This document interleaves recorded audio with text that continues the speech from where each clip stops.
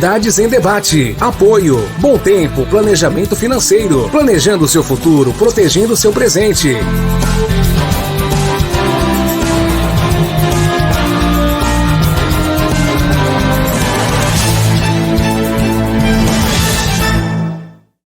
Você tem um sonho? E gostaria de realizá-lo ou acha impossível? E você já fez um planejamento para que ele ocorra?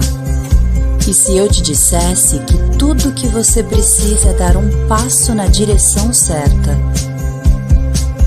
É verdade que não podemos impedir que imprevistos ocorram, mas podemos garantir que eles tenham impactos menores na sua vida. Deixe que nós cuidamos de você. Sejam muito bem-vindos, muito boa tarde para todo mundo, uma sexta-feira maravilhosa, né, de feriado. Estamos começando mais uma edição aqui do nosso programa Cidades em Debate, através da TV Unisantos, canal 40.1 do Aberto e também canal 12 da NET, né, e vamos começar já o nosso programa, já vamos trazer aqui o nosso corpo de convidados de hoje. Primeiramente, vamos lembrar aqui as comemorações do dia, né, hoje, nessa sexta-feira, dia 4 de junho, comemora-se o Dia Mundial das Crianças Vítimas de agressão, então não é uma comemoração, né, nesse caso, é um lembrete, né?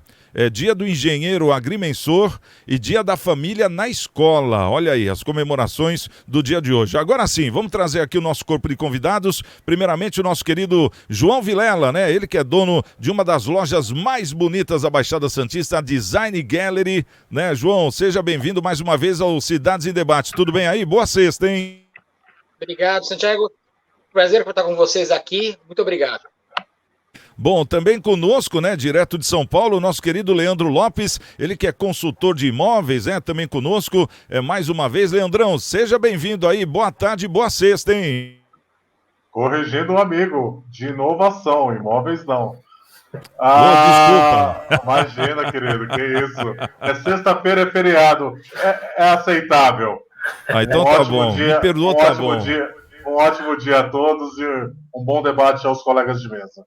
Tá certo, então vamos falar certo aqui, consultor de inovações. Saiu imóvel mesmo? Eu nem percebi, ainda bem que não foi nenhum palavrão, né?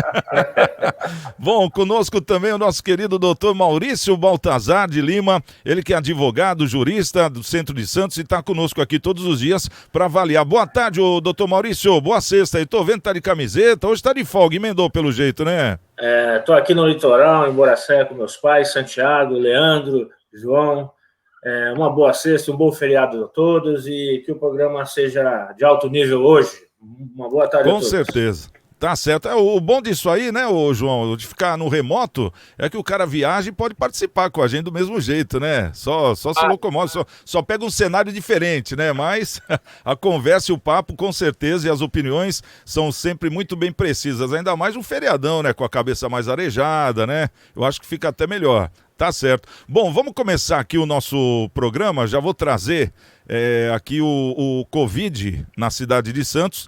A taxa geral de ocupação dos 784 leitos de Covid está disponível, está em 72%.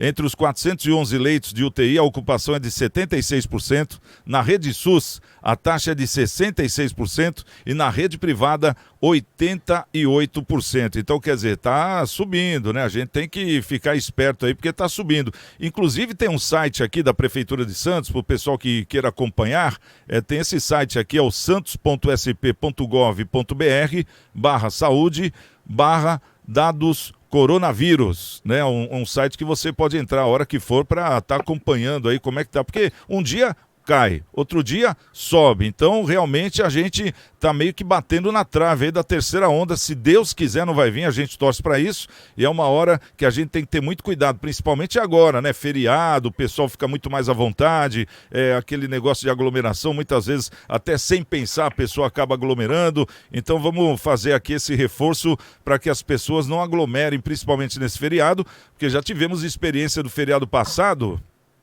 que teve aquele feriado, super feriado, né?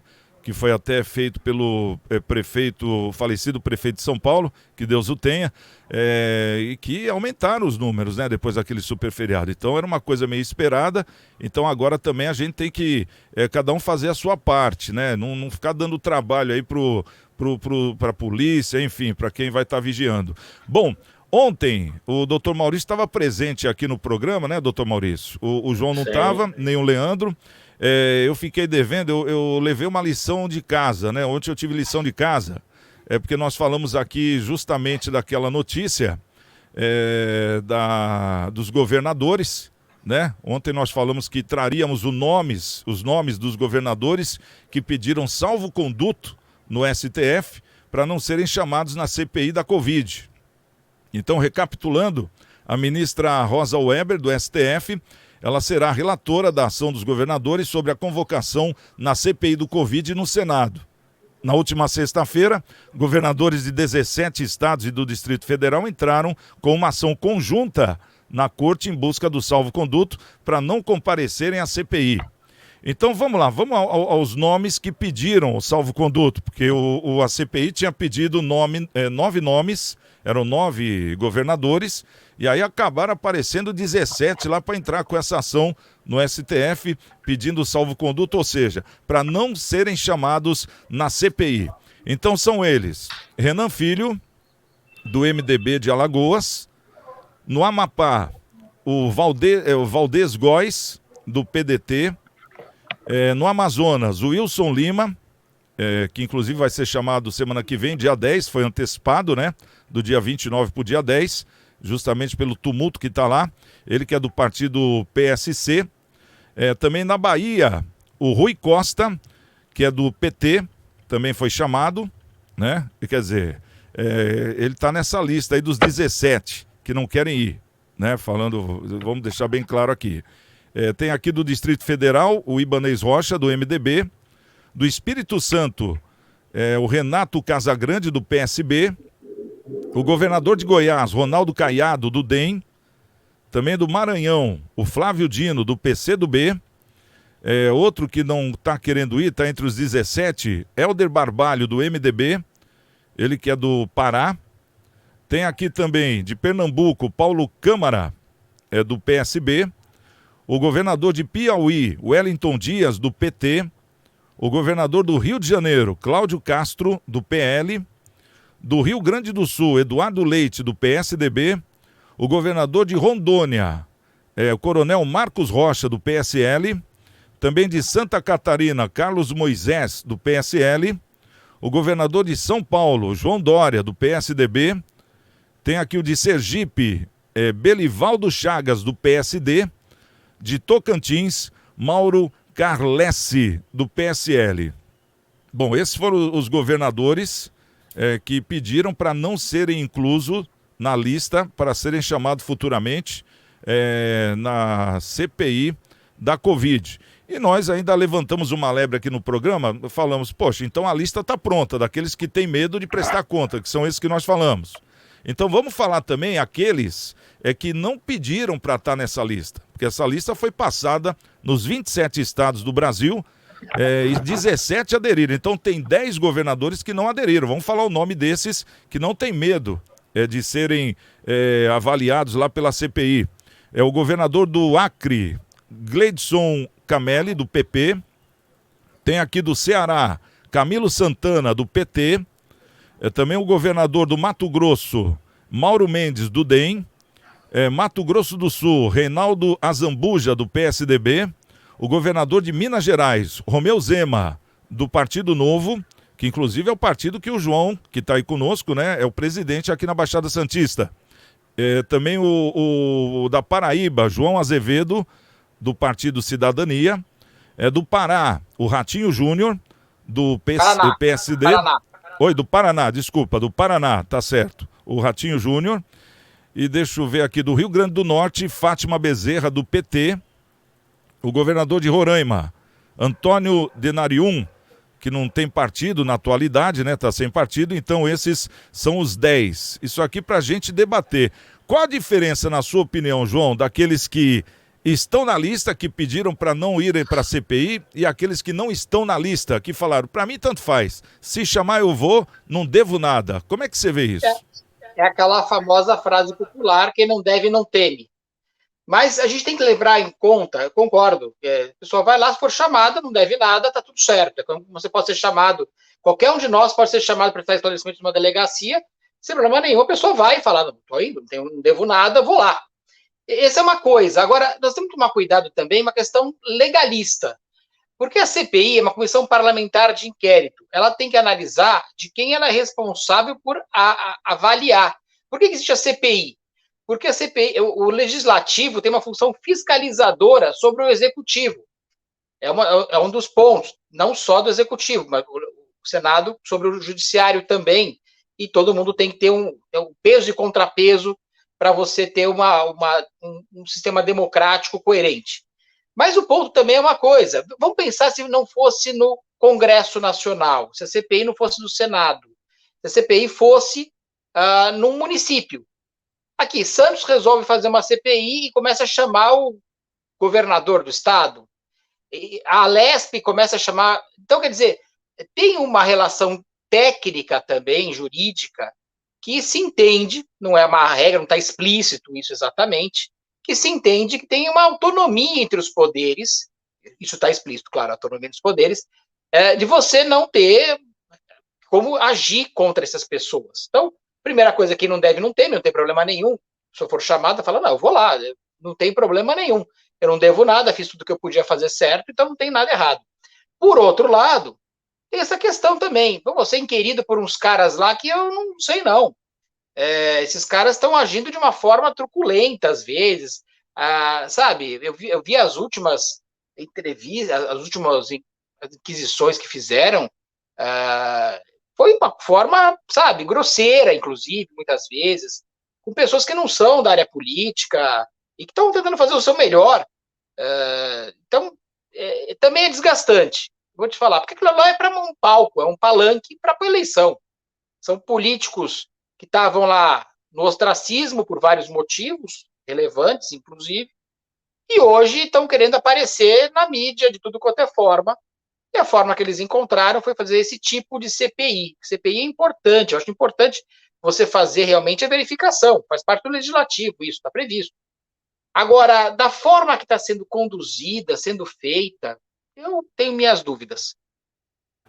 Tanto que a doutora Mayra, né, que foi a primeira mulher a depor, no caso do lado das médicas, ela, e agora parece que a japonesa também, a Nise, né, elas estão entrando aí com processo, inclusive parece que até os médicos, né, se uniram também através das suas associações e estão entrando também com processo contra a CPI, contra o relator e contra o presidente da CPI, justamente por maus tratos, né? Um negócio que foi muito evidente. Então fica aqui também essa ressalva. Ô Leandro, como é que você vê essa lista aqui dos que querem ir, dos que não estão nem aí se chamar ou não, e daqueles que, pelo amor de Deus, não me chama que eu não vou, não quero ir, não posso ir. Como é que você vê isso? A interpretação não é errada, como você trouxe no início da matéria, Santiago, mas temos que lembrar também, erro é erro. Não tem meio erro, meio acerto. Certo é certo, errado é errado sempre. Agora, quando a gente olha por quem está fazendo a denúncia, por quem está comandando a CPI, você vê que tem outros interesses maiores do que o resolver os desvios, o dinheiro. O fator dinheiro em si, ele não é o foco. Você está na quinta semana, indo para a sexta semana dessa CPI, e você não vê o rastro do dinheiro gasto errado, o rastro dos fornecedores. Você tem algo muito pontual, muito incipiente, e não um volume total. Erro maior, desde o início do processo, por não ter tido uma organização nacional para poder fazer esse procedimento. Foi dado poderes aos prefeitos e aos governadores para cada um agir da sua melhor forma. E aí, junto à política, infelizmente, existe sempre o corruptor. E esse corruptor ele vai fazer em todas as oportunidades, infelizmente. Nós temos, sim, que atentar a esforços para combater o Covid e aí depois buscar os reais culpados.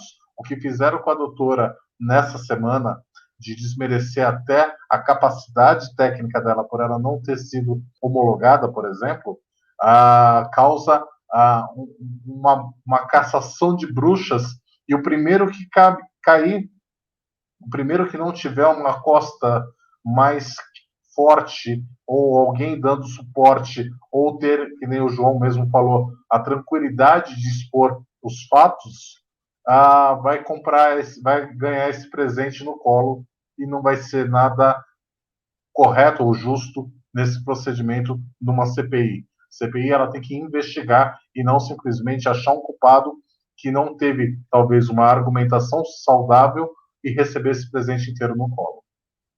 Uma coisa que chamou a atenção nessa CPI foi justamente isso, né? Acho que foi no depoimento da Anísio, onde o Aziz, né, o presidente da CPI, levantou e falou: a senhora não sabe o que está falando, a senhora não entende. Eu sei, a senhora não sabe. Falar isso para uma pesquisadora, uma médica reconhecida mundialmente, não é só no Brasil. Quer dizer, então você vê o grau de dificuldade que está tendo aí essa CPI. Doutor Maurício, essa lista aí, tem algum nome que chama atenção ou são todos conhecidos?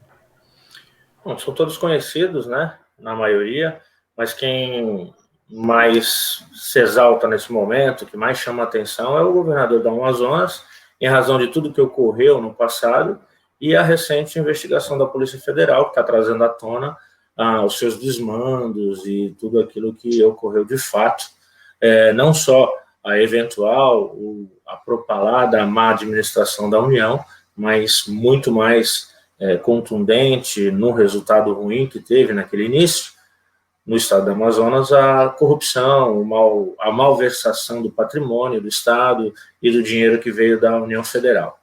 No que diz respeito à lista, propriamente dito, esses governadores que tentam se livrar do interrogatório, da oitiva na CPI, me parece que há motivos de direito, porque todo mundo tem direito de ver a acusação, de se defender adequadamente, mas também tem motivos de fato. A gente já verificou já defendi aqui em algumas oportunidades, que a CPI perdeu o seu objetivo, né? Perdeu a sua identidade, já mudou de objetivo umas 3 vezes. Primeiro era por que demorou a comprar as vacinas, depois o dinheiro que supostamente ia gastar com a cloroquina, enfim,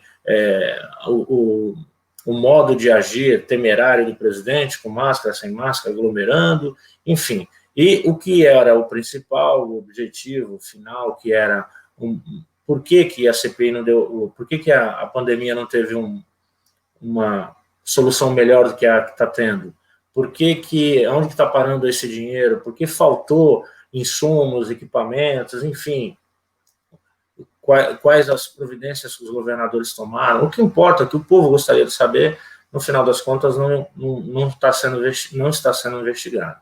Agora, para mim é um bom sinal os outros governadores que não se oporam à eventual possibilidade de convocação. Sinal que eles não temem, não só o pré-julgamento político, porque tem que ser inocente, e também tem que ser hábil politicamente para ir lá degladiar oralmente com aqueles caras que querem aparecer, né? A gente já sabe que o Lira, Renan Calheiros, eles querem palco para as próximas eleições, não querem resolver nem buscar a verdade. Então, me parece que esses governadores estão bem, né, nesse sentido. Não devem, portanto, não se ocultam, não querem mandamos, né? Eu tenho aqui uma liminar, eu não vou ser convocado. É um bom sinal de que a nossa política, no final das contas, ela está evoluindo a passos lentos, é verdade, mas estamos chegando lá, né, Santiago? É o que eu penso.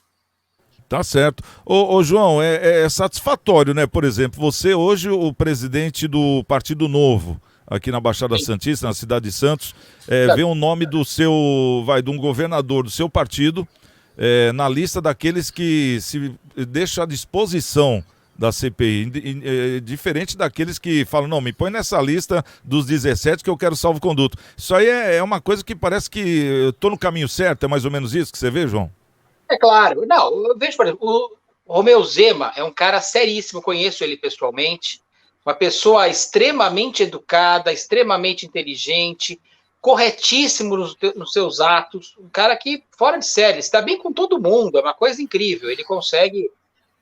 e ele tem essa questão, ele pegou um estado completamente quebrado, que foi Minas Gerais, uma situação falimentar, acabou com os privilégios, principalmente dele, começou por ele, cortar na própria carne dele, então é uma pessoa extremamente simples, amigável, conversa como aquele bom mineiro, é uma delícia conversar com ele, uma coisa incrível.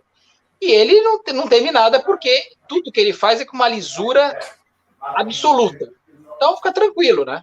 É a tranquilidade das pessoas que não cometeram nada errado. Agora, o que eu coloco do outro lado é que eu também não gostaria de ser inquirido por uma pessoa que não tivesse uma boa índole. Assim como qualquer um pode se responder na delegacia, imagina se pegar um delegado corrupto querendo te inquirir de alguma coisa, nitidamente corrupto, te inquirir de alguma coisa. Você não vai gostar também de ter alguém com segundas intenções contra você. Então eu também entendo alguns governadores de não querer. Não vou lá, não quero ir lá, não quero me expor, porque não devo nada a esse cara também. O Zema é um cara tranquilíssimo, não tem problema nenhum, mas ali é um covil, viu? Ali é complicado, ali é perigoso, ali é algo que eles não estão ali para função, muitos deles. Alguns estão, mas a maioria deles está ali para realmente usar a CPI como um palanque. Infelizmente, fazer a politicagem. É o que aconteceu, como a gente falou já, das médicas ali, de uma forma completamente sem propósito, fazer daquela forma. É vergonhoso. Pessoas que não têm ética, eu não gosto de conviver. Então, eu também entendo quem não queira ir até lá para se expor com esses caras. Até o filho, inclusive, do Renan, né? Vamos lembrar. Principalmente, né? Primeiro da lista, até porque o estado Primeiro dele da lista. Com A. Exatamente. Ô Leandro, dos 81 senadores que nós temos lá hoje na casa, será que não existe um senador honesto para poder compor essa mesa aí? Porque a gente vê o relator, a gente vê o presidente, a gente vê o outro relator 2 lá, quer dizer, todo mundo tem a sua passagenzinha, vamos dizer assim. Isso aí não repercute muito mal fora do país? Porque o pessoal, quer dizer, fica sabendo, se a gente sabe, né? Réis mortais, imagina o pessoal que vive da política, mundialmente falando. Não fica sabendo, não tem 81 pessoas, será que não tem uma comissão que não tem a passagem? Até porque, né, João, quando a gente vai se candidatar a algum cargo público, a primeira coisa que pedem é o quê? A ficha limpa. Então, acho que seria o mínimo, né? O mínimo, uma CPI ter relatores com ficha limpa. Não sei. Mas a ficha limpa é muito relativo também. O que eu acho interessante, desculpa cortar o Leandro, que você quer perguntar para o Leandro, não é para mim. Mas o que eu acho interessante é que a gente tem que pensar objetivamente. Tem um site que eu acompanho chamado políticos.org, que ele faz um ranking objetivo dos políticos. Como é que cada um se comporta no Congresso Nacional, e entre os senadores e os deputados. É interessante que as pessoas deem uma olhada, são regras objetivas, é um ranking dos melhores até os piores, e também você pode alterar dos piores para os melhores. Essa questão objetiva, a sociedade também tem que analisar e ver quem está lá e o que tem feito no Congresso. Nós colocamos eles lá. Vamos deixar claro que essas pessoas não apareceram num piscar de olhos lá, elas foram colocadas pela população. E a população tem a obrigação também de cobrar, porque na época de eleição, aquele oba-oba, aquela campanha bonita, dinheiro de alguns lugares que ficam bacana, o marqueteiro legal, e outros sem estrutura política. Mas é interessante dar uma olhada nesse site políticos.org, que eu acho que é um trabalho bem interessante. Desculpa só cortar o Leandro. Imagina. E complementando o que o João está falando, falar se tem honestos ou desonestos é muito complicado. A gente sabe o grau de ação que um ou outro candidato tem, um outro político tem. O que mais enoja nessa CPI em questão é a caça-bruxa de achar alguma brecha para tentar ainda fazer o impeachment do presidente nesse ano.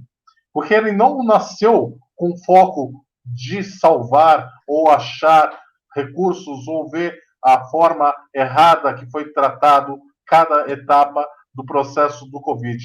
Ele está simplesmente buscando formas de achar alguma brecha legal que permita um impeachment do presidente. E eu não sou a favor do presidente.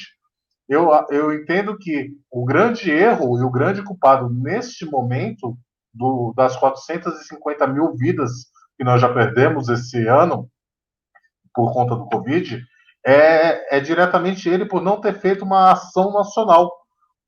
Quando você centraliza e faz um planejamento nacional, você começa a criar diretrizes onde todo mundo tem que se adequar e opinar, trazendo soluções pontuais, e essas soluções pontuais, aí sim, fazer um complemento de uma ação de uma forma colaborativa. E não foi feito isso, foi feito assim. Todo mundo está livre, cada um faz o que bem entender, cada um negocia com seu fornecedor, e isso acabou acarretando um desgaste e problemas de outros players participarem da corrupção, infelizmente. Tá certo. Oi, pode falar, doutor. Só para complementar, mas aí tem dedo do STF, né?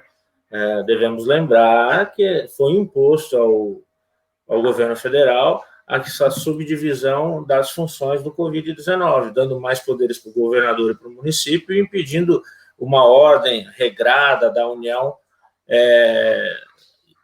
comandando essa frente, estando à frente dessas providências. Então, isso é fato, não houve uma organização que pudesse levar o país por um combate sério, mas aí não podemos colocar a culpa somente para o Bolsonaro. Talvez ele tivesse até demorado em fazer um regramento, uma lei, enfim, impor lá todas as condutas necessárias, mas, enfim, quando ele foi fazer, o STF impediu que fizesse e colocou os governadores à frente. Então, meia culpa, eu diria, na condução do Bolsonaro. Bom, tá certo. Vamos trazer aqui agora um assunto que é de suma importância também, que é o quê? A doação de alimentos, né? A gente passando por essa pandemia, a gente torcendo para que não chegue essa terceira onda, que eu acho que seria avassaladora, né, de forma familiar, vamos dizer assim, porque muitas pessoas já estão sem seus trabalhos, pessoas que estão tentando retomar os seus empregos, os seus ganhos, e está faltando comida na mesa de muitos brasileiros, de muitos irmãos, isso dentro da cidade.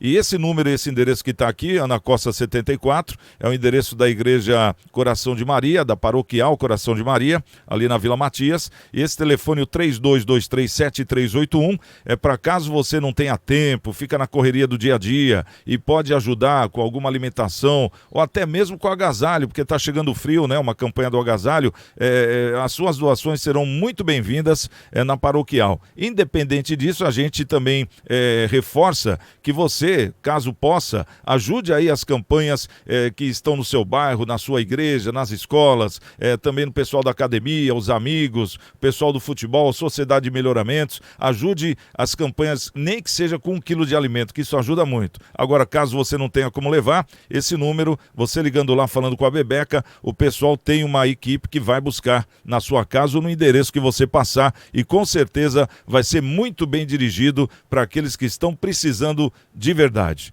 Bom, vamos trazer outro assunto aqui.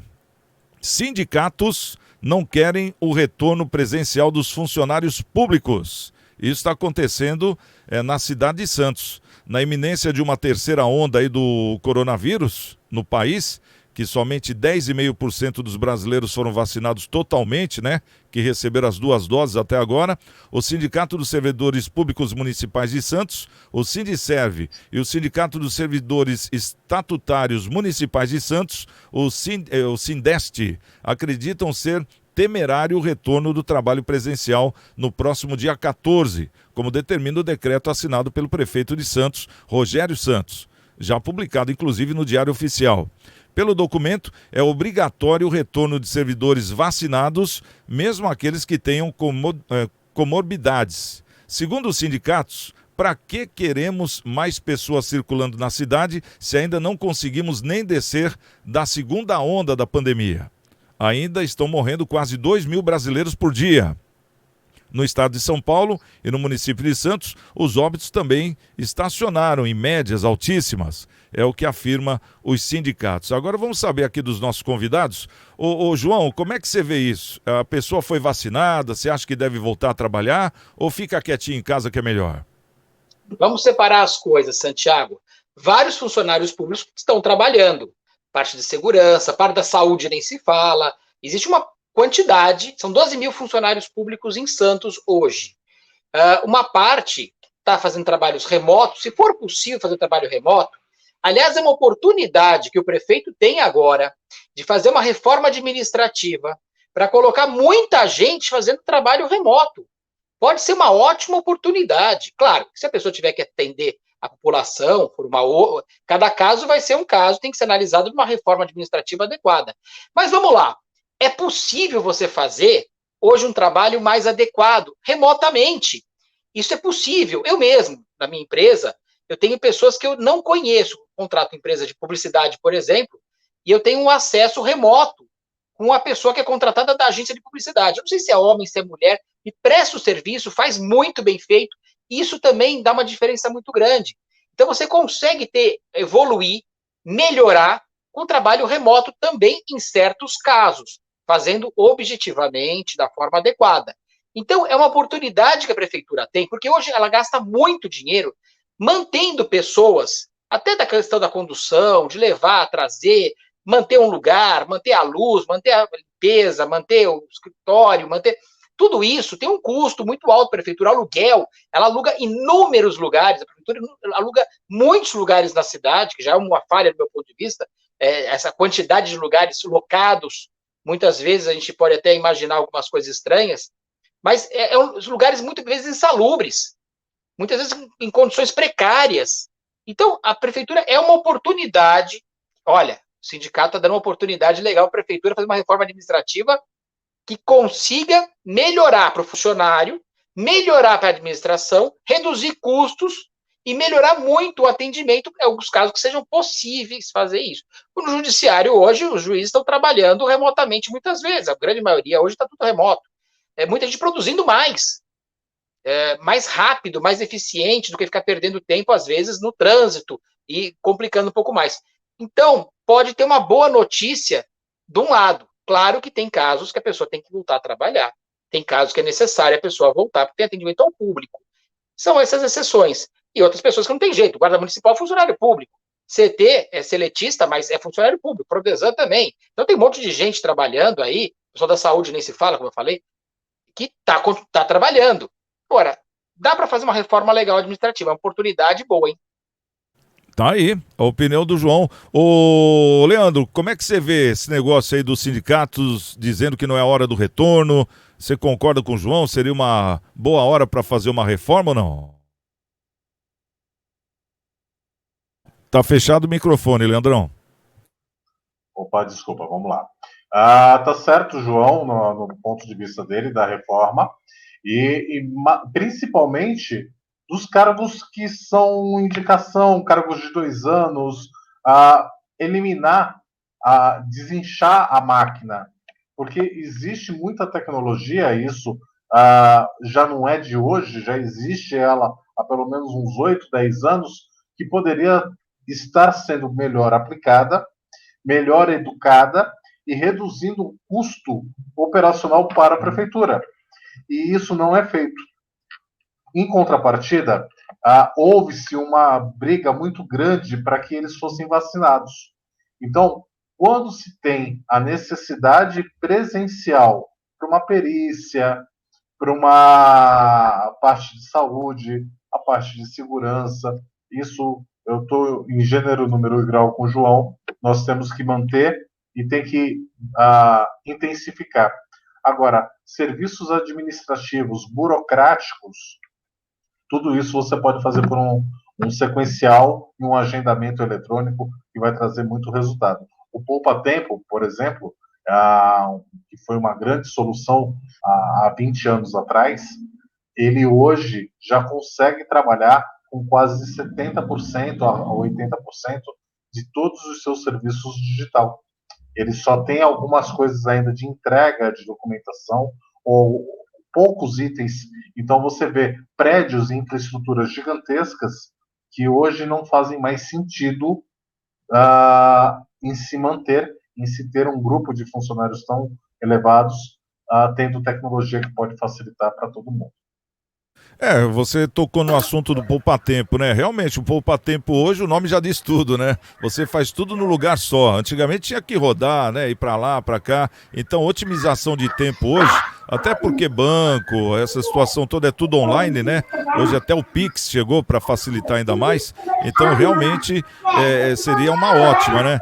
Doutor Maurício, agora vamos falar no termo jurídico da coisa. Como seria juridicamente a pessoa trabalhar em casa, não ser presencial, um acidente de trabalho, por exemplo? Como é que seria essa condução? Pois é, Santiago, tem toda essa matéria a ser analisada. Como o Vilela falou muito bem, eu penso que o sindicato está dando um tiro no pé, porque sabe-se que o trabalho remoto veio para revolucionar toda a infraestrutura, tanto dos entes públicos, como também os particulares. E o maior e grande exemplo que nós comentamos recentemente é a Petrobras, né? Quando a Petrobras percebeu que o trabalho remoto ele é mais econômico, mais eficaz do que o presencial, agora na retomada ele deixou todo mundo em casa, está todo mundo trabalhando remotamente, todos que podem, né? E aí gerou outro fenômeno social, que é justamente as custas, ou as despesas de energia, de uma série de situações novas, inclusive a do acidente de trabalho. Puxa, tropecei na minha sala, destronquei o pé, enfim, o joelho. É acidente de trabalho? Não é. Ainda não há uma lei específica definindo isso, né? Então, por enquanto, é só uma interpretação do juiz que vai analisar a questão ou não, se for judicializada. Mas o fato é que a tecnologia está mudando o mundo, e se o sindicato não cuidar de trazer esse pessoal para trabalhar, alguns prefeitos bem intencionados certamente vão tomar o exemplo do João aí e vão fazer uma reforma administrativa adequada. Mas eu devo chamar a atenção de que ainda há necessidade de presencial. Há processos administrativos, inclusive judiciais, que são físicos, né, questão de plantas, aprovações, no caso da prefeitura. No judiciário, tem processos físicos ainda da década de 80, 90, com 6, 10, 12 volumes, e que esses processos precisam ser extintos, executados, terminados, cumpridas as ordens judiciais. E sem o funcionário, sem o juiz, sem o promotor, fisicamente, eles não conseguem imaginar, verificar as páginas que não estão lá no meio eletrônico para o respectivo julgamento. Então, assim, a pandemia veio para mudar mesmo, né, nosso comportamento, nosso mundo jurídico, nossas relações trabalhistas, profissionais e econômicas. Basta encontrar pessoas bem intencionadas, com ideias bacanas, como a do João, e que cheguem num denominador comum que seja bom para todo mundo. Por enquanto, não há uma lei específica, não há uma reforma administrativa à vista, mas o sindicato agindo dessa maneira, certamente vai ter que haver uma lei nesse sentido, porque não faz o menor sentido administrativo manter um funcionário com a sua renda integral em casa, enquanto a demanda de trabalho, de necessidade de atendimento ao público existe, né? Tem alvarás para serem concedidos, obras para serem fiscalizadas, e não dá para fazer isso do computador. Então, eu penso que nós precisamos agir rapidamente, encontrar um denominador comum e tentar fazer com que a economia volte a fluir. E com o pessoal em casa, Santiago, João, Leandro, não dá. Tem que, pelo menos uma parte, aqueles que são essenciais, tem que voltar. Já estão vacinados, tem que voltar, no meu ponto de vista. Tá certo. Bom, mais alguém quer falar alguma coisa ou não? Rapidamente, Santiago, essa questão, por exemplo, nós já tínhamos antes da pandemia, até bem antes da pandemia, uma audiência remota para presos, por exemplo. E era muito pouco usada. Já tinha legislação, estava tudo pronto, só que você tinha que transportar muitas vezes fisicamente o preso. O custo disso que nós temos para o Estado, de policiais ali, viaturas, 1, 2, 3, 4 às vezes para transportar um preso, perdendo o dia de vários policiais, um custo altíssimo para levar do presídio ou do centro de detenção provisória até ao tribunal. Quantas e quantas vezes a gente via aqueles carros? Hoje você pode fazer remotamente, com toda a segurança, com toda a tranquilidade, o juiz remotamente, o promotor remoto, tudo tranquilo, de uma forma adequada. Os processos eletrônicos. E a questão também, você tem muita coisa hoje na prefeitura que é eletrônica. Tem pouco manuseio de muita coisa hoje. Então, dá para fazer muita coisa. Com uma reforma administrativa, é a hora, hein? É a hora, não podemos perder essa chance, que é uma chance de ouro, e acho que não vai passar 2 vezes, hein? Tá certo. Bom, vamos dar um tempo aqui de 30 segundos só para tomar uma água e já vamos trazer uma notícia que vem de Goiás, né? Policiais militares de Goiás prenderam um professor, que é um militante do PT, por ofensas ao presidente Bolsonaro. Parece que ele pôs um adesivo lá no capô do carro escrito Bolsonaro genocida. Já nós vamos saber o que aconteceu nessa história e, claro, vamos estar comentando também. Rapidinho, tá de volta o nosso Cidades em Debate. Você tem um sonho? E gostaria de realizá-lo ou acha impossível? E você já fez um planejamento para que ele ocorra? E se eu te dissesse que tudo que você precisa é dar um passo na direção certa? É verdade que não podemos impedir que imprevistos ocorram, mas podemos garantir que eles tenham impactos menores na sua vida. Deixe que nós cuidamos de você. Bom, e lembrando que o nosso Cidades em Debate de segunda a sexta-feira, aqui pela TV Unisantos, canal 40.1 e o canal 12 da NET, tem aqui também as nossas redes sociais, Cidades em Debate, o nosso WhatsApp 996031485 para você poder entrar em contato, e também o nosso programa fica no Facebook, Cidades em Debate, ou então no YouTube, né? Conforme nós estamos comentando, tá meio difícil lá o YouTube com essa nova política, mas a gente tem conseguido colocar alguns programas lá, mas tem alguma produção, você pode assistir programas antigos que vale muito a pena, é só colocar programa Cidades em Debate, tá certo? Bom, vamos trazer agora aqui uma notícia para a gente poder comentar. Essa aqui aconteceu em Goiás. Policiais militares de Goiás prenderam na última segunda-feira, né, um professor após exigirem que ele retirasse do carro um adesivo que chamava o presidente Jair Bolsonaro de genocida. A lei, cuja revogação já foi aprovada pela Câmara dos Deputados, tem sido usada pelo governo Bolsonaro para intimidar críticos de sua gestão. O professor Arquidones Bites, que é secretário de Movimentos Populares do PT, é abordado em Trindade, que fica a cerca de 16 quilômetros de Goiânia, por 2 policiais que exigem que ele tire do capô do carro um adesivo com a inscrição Fora Bolsonaro Genocida. Em tom exaltado, o professor se nega a cumprir a ordem e o policial lê, através do seu celular, trecho da Lei de Segurança Nacional, afirmando que o professor está com base nela, né, cometendo um crime ao atribuir o fato criminoso a Bolsonaro. Arquidones repete, sempre em tom indignado, que não só ele, mas vários parlamentares, autoridades e outras pessoas, inclusive na CPI da Covid do Senado, chamam Bolsonaro de genocida. Se for para prender, tem que prender todo mundo. E aí, como é que é esse negócio aqui, o doutor Maurício? Prende, não prende, tira o adesivo?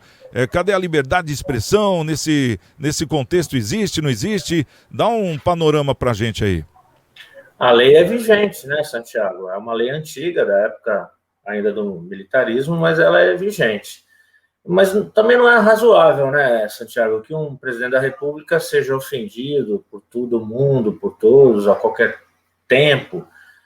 Existe aí toda uma questão da calúnia, injúria, difamação. Se para o homem comum já é ilícito, já tem lá um regramento também no Código Penal, por que o presidente da República pode ser ofendido assim? Eu penso que deve ser repudiado, seja com base nessa lei específica, seja por ato dele, né, reclamando, porque aí ele tem que manejar, tem que fazer o pedido propriamente, no caso da legislação geral, que é o do Código Penal, no que diz respeito à calúnia, à injúria e à difamação. Mas o fato é que não é normal, não é dado a ninguém ficar ofendendo. No que diz respeito aos parlamentares, eles têm a imunidade parlamentar. E aí está uma discussão jurídica, política, e eles constitucionalmente podem falar as bobagens, algumas bobagens sérias, né, que, como essa, por exemplo. Não tem fundamento para impor a ele a questão de genocida. Ele não conseguia comprar as vacinas sem a lei específica. E não tem vacina para todo mundo. Ficar colocando a culpa nele não vai solucionar a questão da pandemia. Enfim, todo mundo sabe que nós estamos às vésperas de umas eleições. Esse rapaz, tudo indica, ele é do PT mesmo, como a notícia traz, então ele está já trabalhando politicamente.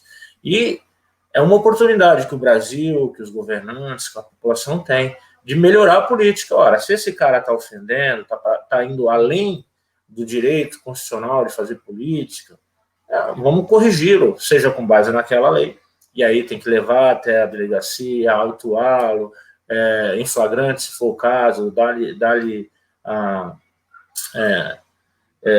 liberdade, mas mediante fiança, já que é contra uma autoridade. Eu acho que não levaram a ferro e fogo, eu acho que ele tirou, salvo engano, o adesivo e liberou-se lá. Mas a questão é essa, temos que tomar providência para que nossa política melhore de nível. E esse é um bom começo. Eu penso que tem sim que tomar providência, e seja com base na lei federal, seja com base no Código Penal. Hein, João? Todo mundo fala de liberdade, eu tenho liberdade, mas ninguém fala de responsabilidade. Nesse caso, faltou responsabilidade ou ele tem direito à liberdade? Como é que você vê? Olha, é aquela história. Eu posso ser contra o que você fala, mas eu vou lutar para que você possa se expressar. E se você ultrapassar algum limite, a lei vai dizer qual que é esse limite.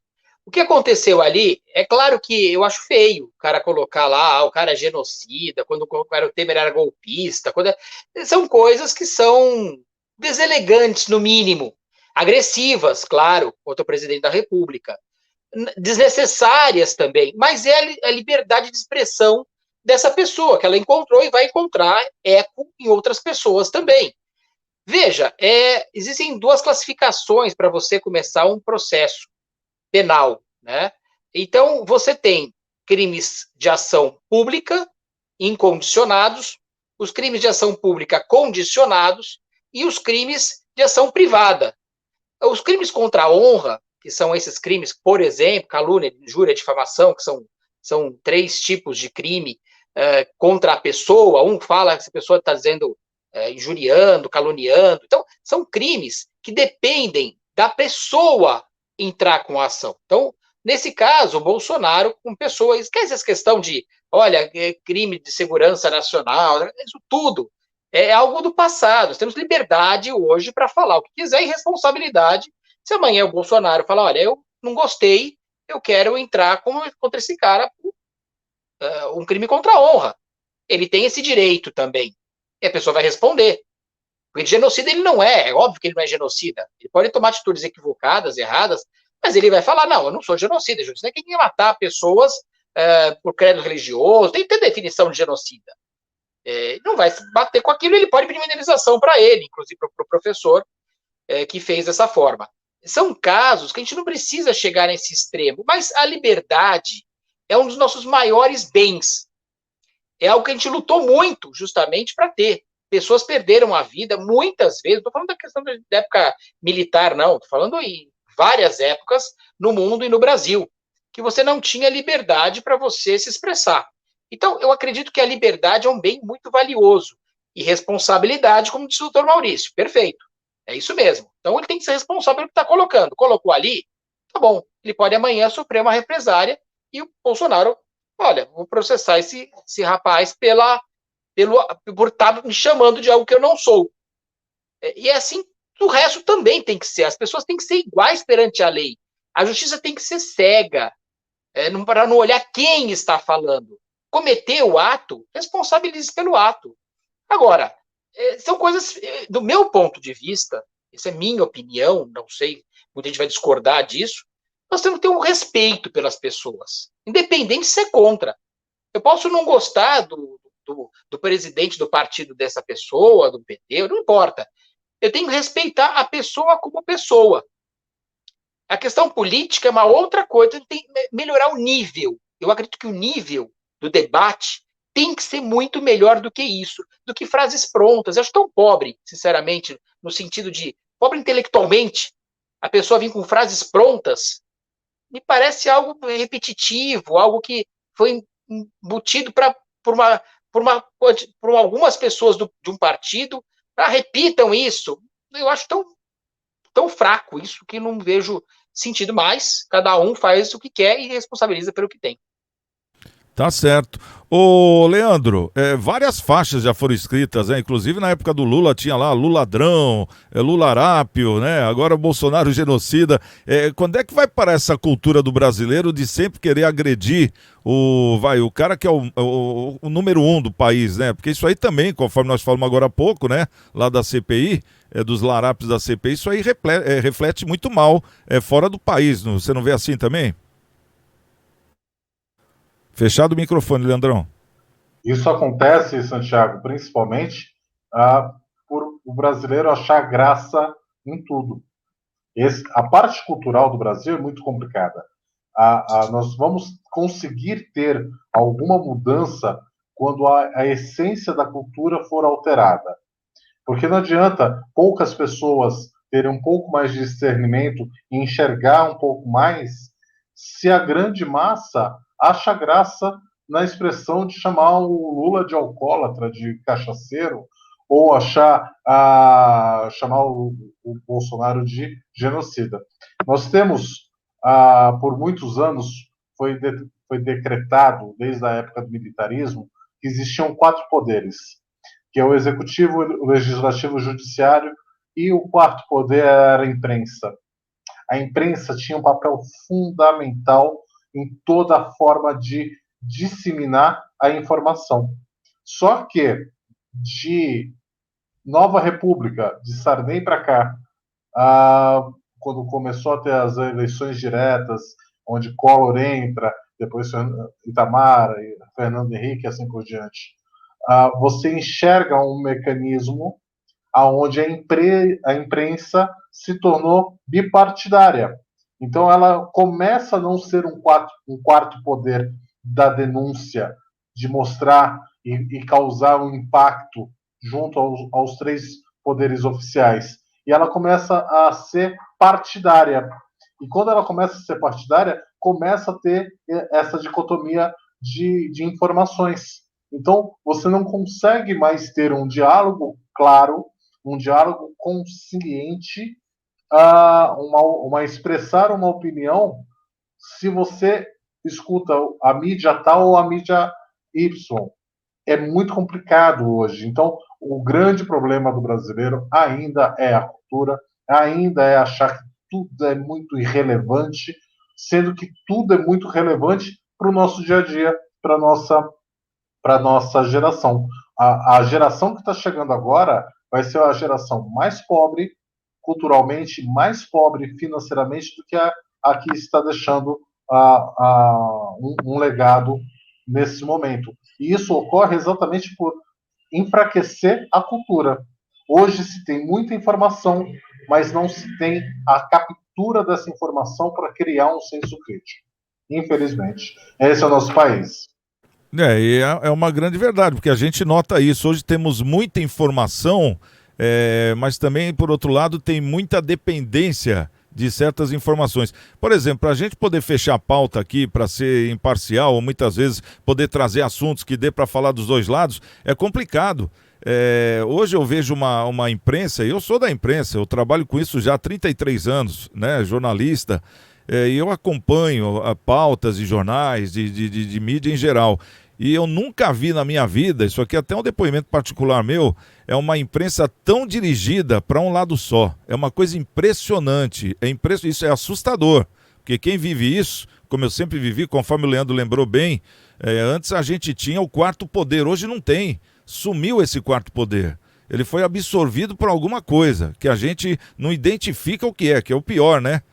A gente fica naquela teoria da conspiração, aquela coisa, mas isso está existindo, isso está acontecendo.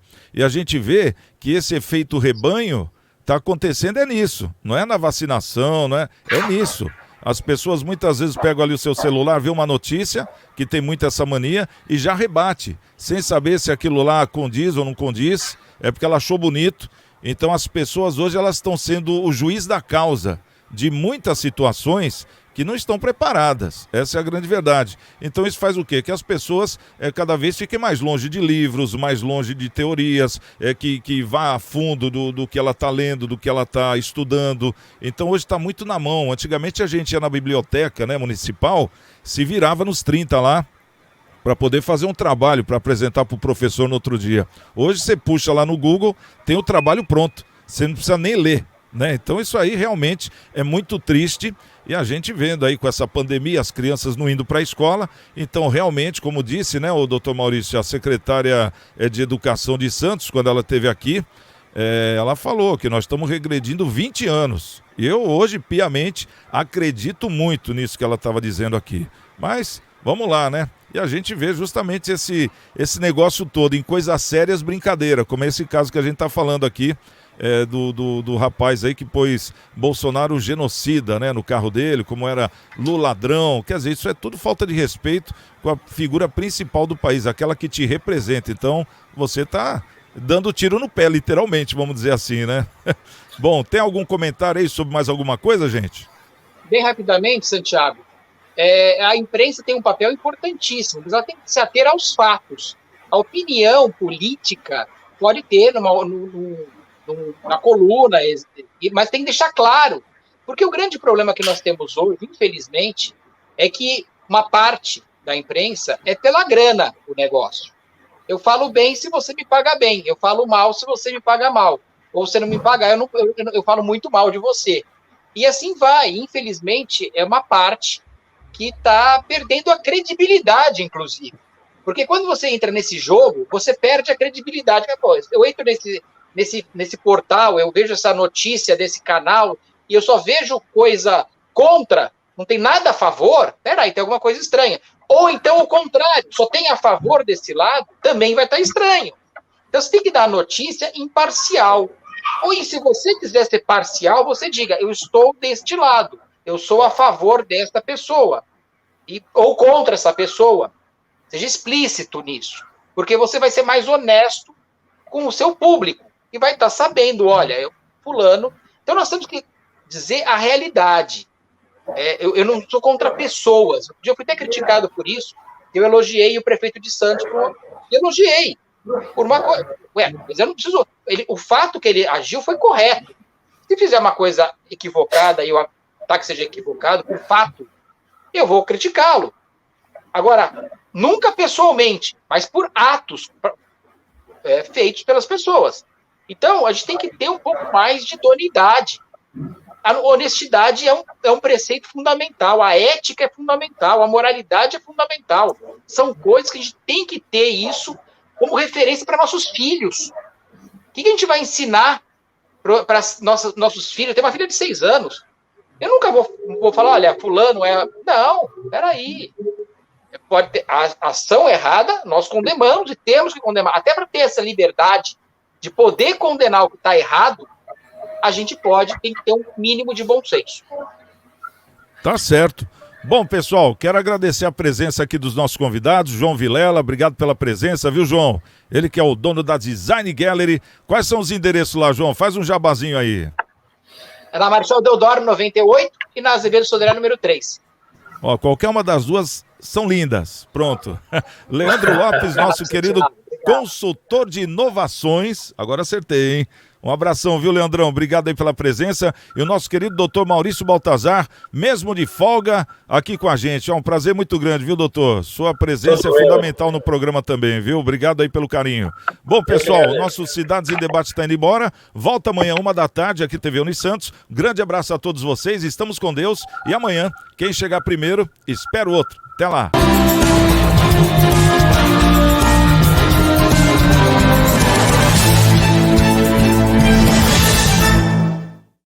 Você tem um sonho?